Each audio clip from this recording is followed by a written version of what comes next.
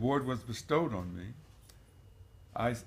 first I told a little anecdote about when I was a young 10-year-old boy and my mother, and I was riding a bicycle, and I told about that experience, which I don't need to retell here, but and then I said that in working with Dr. Martin Luther King Jr., I experienced and I remember many things.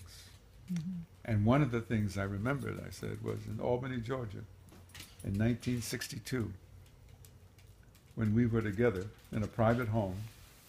It was late at night. It was after midnight, and we were sharing a room,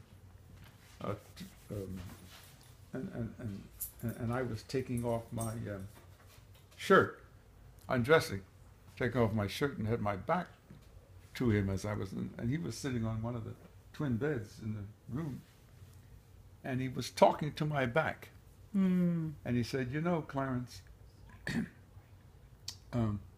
you and Stanley Levison are like wintertime soldiers." And I didn't quite understand what he meant, so I turned to him, the sort of I turned to him, so he was explaining to me. And then he continued, before I could say anything, he said, "Anybody can stand with you in the warm summer sunlight of an August sun. But only a wintertime soldier stands with you at midnight in the alpine chill of winter."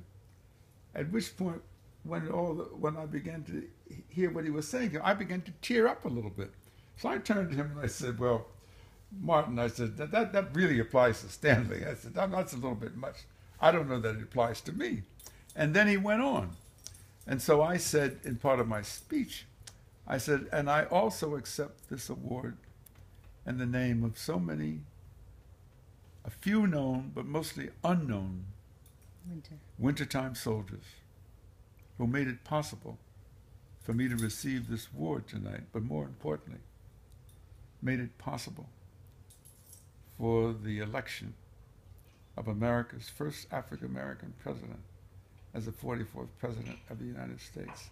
That's who enabled President Barack Obama to be elected." That's when he got up. Oh. Yeah.